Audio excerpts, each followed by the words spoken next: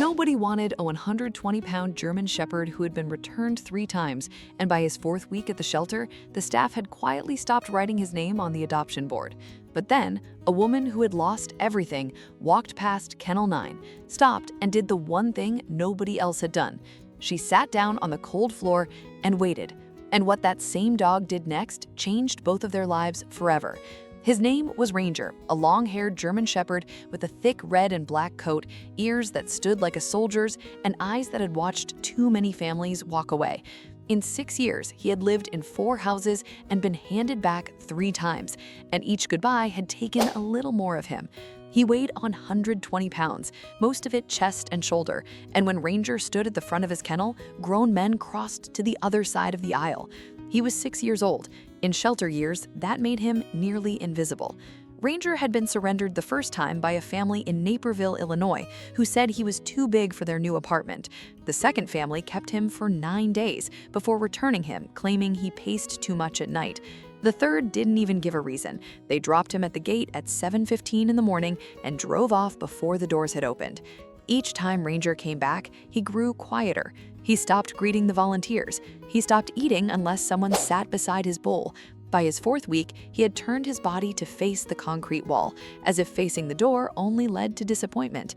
The numbers at that shelter told their own hard story.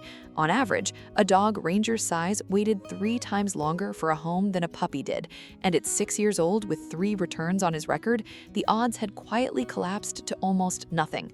The staff didn't say it out loud, but everyone knew that a 120-pound senior shepherd who had been sent back 3 separate times was running out of the one thing shelters can never make more of, which is time. Of the 47 dogs in that building, Ranger had been there the second longest, 26 days and counting. The woman's name was Diane Whitfield. She was 41 years old, and 11 months earlier, she had lost her husband to a sudden heart attack on an ordinary Tuesday in March. Since then, her house in Evanston had gone silent in a way she couldn't describe. She set 2 coffee cups out of habit each morning and put one back. She hadn't come to the shelter for a dog. She had come because her sister begged her to leave the house, and a rescue near Dempster Street was the first open door she saw. Diane walked the aisle slowly, past the barking, past the hopeful faces pressed against the wire. And then she reached Kennel 9, where a massive dog sat facing the wall, refusing to look at anyone. A volunteer named Karen followed her and lowered her voice. "That's Ranger. I have to be honest with you. He's been returned 3 times. Most people don't even slow down here anymore." Diane didn't answer. She just looked at the dog's turned back, at the way his shoulders had folded inward, and something in her chest recognized it.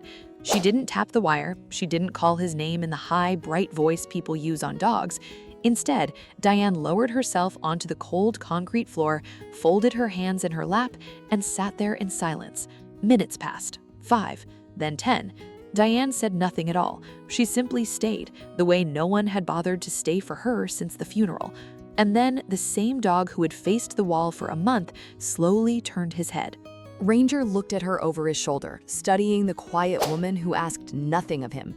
Then he rose, all 120 pounds of him, crossed the small kennel and did the one thing that Karen pressed her hand to her mouth.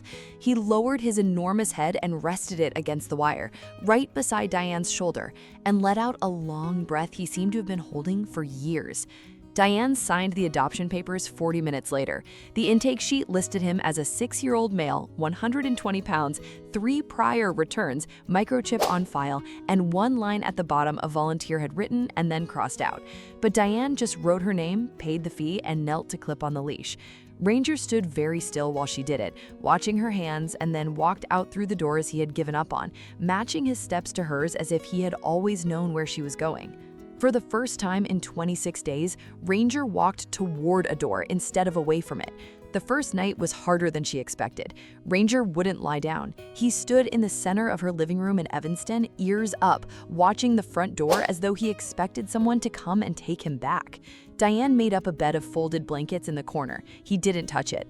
Around midnight, she gave up trying to coax him and simply sat on the floor beside him again, the way she had at the shelter. Only then, at nearly 2 in the morning, did this same dog finally fold his legs and lower himself down, pressing his spine against her legs so he could feel her breathing. For the first hour, she stayed as still as she could, letting him decide how close was safe. I still see you haven't subscribed, and that quietly breaks my heart because Ranger waited 4 weeks for one person to simply stay.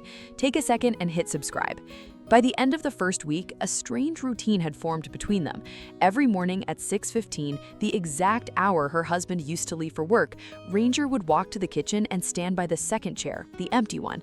Then she understood. He wasn't asking for food. Ranger had simply decided that the empty chair should not be empty, and he filled the space beside it with himself. He had rules she learned one by one. He would not eat until she sat down at the table, even if it meant standing over his full bowl for an hour. He followed her from room to room, always settling in the doorway where he could see her. And when she cried at night, which she still did, Ranger would cross the room in the dark, rest his heavy head at the edge of the bed, and stay there until her breathing slowed. He just refused to let her be alone with it. In those first 30 days home, Diane counted the small victories. Day 3, Ranger ate a full bowl for the first time. Day 8, he slept through the night. Day 14, he barked once at a delivery truck, then looked to her as if checking one bark was allowed. By day 21, the 120-pound dog who had faced a wall for a month met her at the door every time, all 4 paws on the wood. Her neighbors noticed the change before she did. Mrs. Callahan across the street, who had watched Diane fade for a year, stopped her one Saturday and said she looked like herself again. Diane laughed, surprised she had laughed at all. It was hard to stay locked inside your grief when 120 pounds of German Shepherd carried his leash to the door every morning at 9, waiting to walk her whether she felt like it or not. Because that was the thing about the same dog everyone had returned. Ranger didn't need her to be strong. He didn't need her to be fixed or cheerful or over it. He had spent his life being handed back for being too much and found the one person who knew exactly what it felt like to be left behind. So he stayed. He stayed through the silent dinners and the 2 a.m. tears and the mornings she didn't want to get up. He stayed the way she had stayed for him on that cold shelter floor. 3 months after the adoption, on a freezing night in January, that staying saved her life. Diane had gone to bed early with what she thought was a bad headache. Ranger lay in his usual spot beside her, but around 3 in the morning, he stood up and began to bark. Not his low, occasional warning. This was sharp, urgent, relentless, a sound she'd never heard. She woke disoriented, her arms strangely numb, her words coming out slurred when she tried to tell him to stop. This same dog who had waited 4 weeks for someone to notice him would not stop now. Ranger barked, then ran to the bedroom door, then back to the bed, over and over until Diane understood he wanted her to move. Something was deeply wrong. Her face felt heavy on one side. With a shaking hand, she reached for the phone and managed to dial the 3 numbers, and when the dispatcher answered, all she could do was press speaker while Ranger's barking filled the room. The paramedics later told her that the barking was what led them straight to the right house on the dark street. Diane was having a stroke. Every one of the 40 minutes before the ambulance arrived mattered. They said if she had been alone, if she had simply gone back to sleep the way she wanted to, she might not have woken up at all. Because Ranger refused to let her rest, because the same dog nobody wanted stood at her bedside and would not be quiet, they reached her inside the narrow window that saved her. She spent 6 days in a hospital in Chicago. The doctors said the 4-minute call reached them inside a window most people miss by 20 minutes. Her sister stayed to care for Ranger and said that every morning at 6:15, the dog walked to the kitchen and stood by the empty chair, then went to the front door and waited, watching for a car that hadn't come home yet. Ranger ate almost nothing. He slept by the door. He was refusing to give up on someone who hadn't come back yet, as someone should once have refused on him. When Diane finally came home, weak and moving slowly with a cane, Ranger met her at the door and pressed his body against her legs, careful not to knock her down. She lowered herself onto the floor in the entryway, and the two of them simply sat together in the quiet, the way they had begun.